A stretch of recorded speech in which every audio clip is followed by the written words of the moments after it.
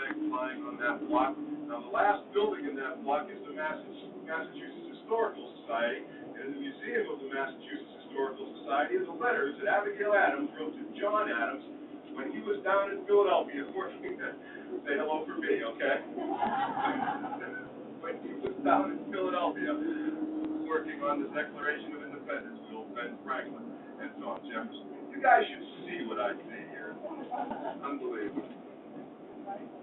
Now, on the right-hand side of the trolley, this is the Mass Turnpike. This is the longest highway in the United States. It runs from Logan Airport all the way up to Seattle, Washington, some 3,115 miles.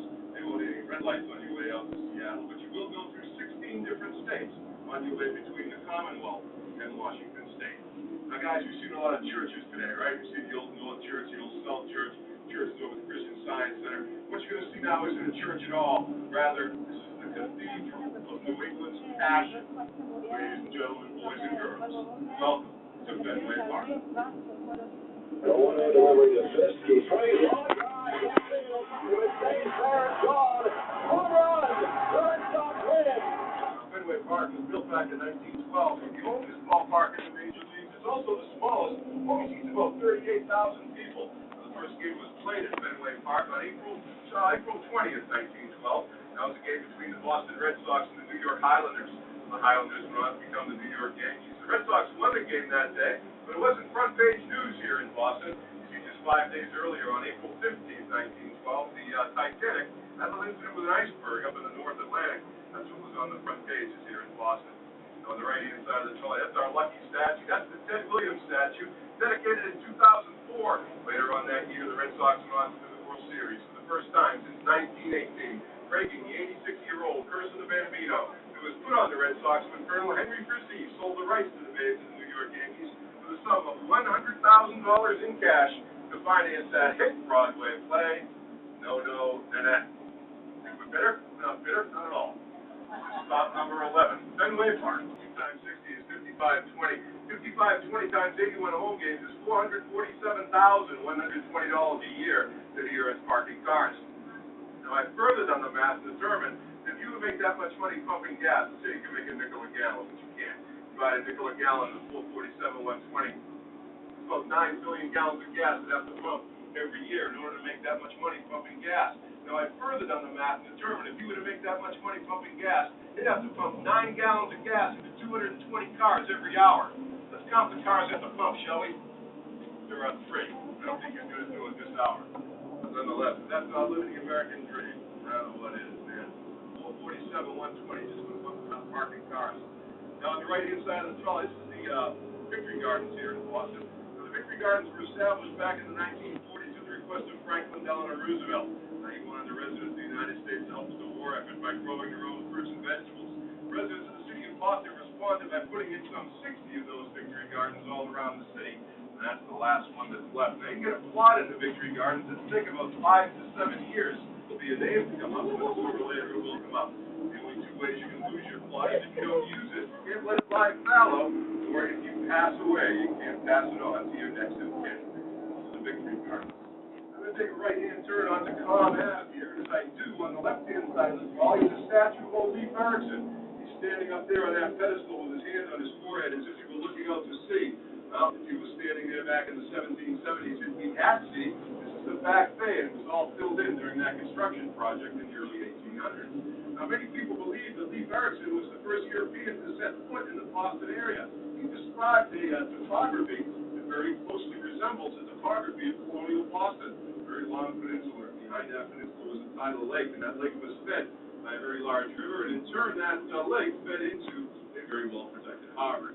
Well, as I said, very closely resembles the topography of colonial Boston. So many people believe that Leif Erikson was the first European to set foot in this part of the New World. Now, on the left-hand side of the trolley, diagonally across the street, you see the Oliver Ames Mansion. Now, the Oliver Ames Mansion was built by Oliver Ames back in the mid-1800s. He earned his fortune selling hardware to the Union Army in the 1860s.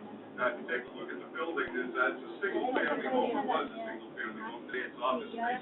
You can see some relief work between the third and fourth floors.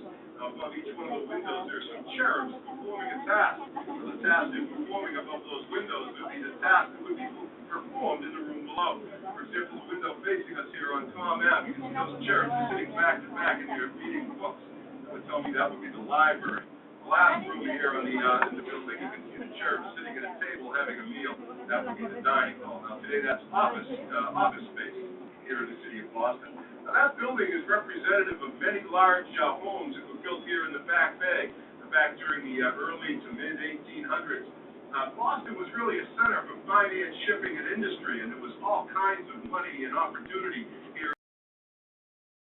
Originally founded in 1860 as the Boston Technical School, back behind us in Boston. Didn't have any students in 1860. They were all otherwise occupied fighting in the war between the states. Of course, graduating class didn't graduate from the Boston Technical School until 1867.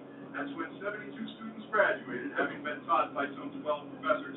Now, in 1916, the Boston Technical School moved over here to Cambridge, renamed themselves the Massachusetts Institute of Technology, and currently sit on 168 acres right here in Cambridge. They've got approximately a mile of riverfront property here on the Charles River.